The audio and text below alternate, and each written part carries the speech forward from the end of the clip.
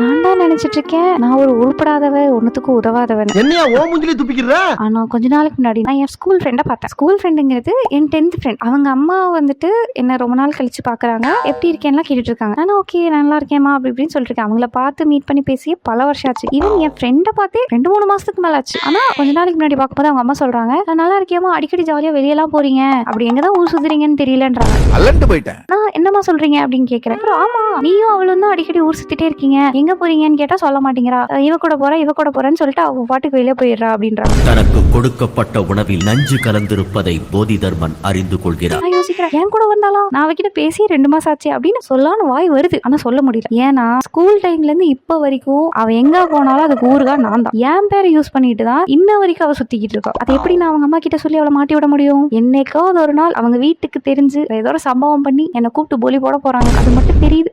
என்னடா இழிச்ச பாருங்க.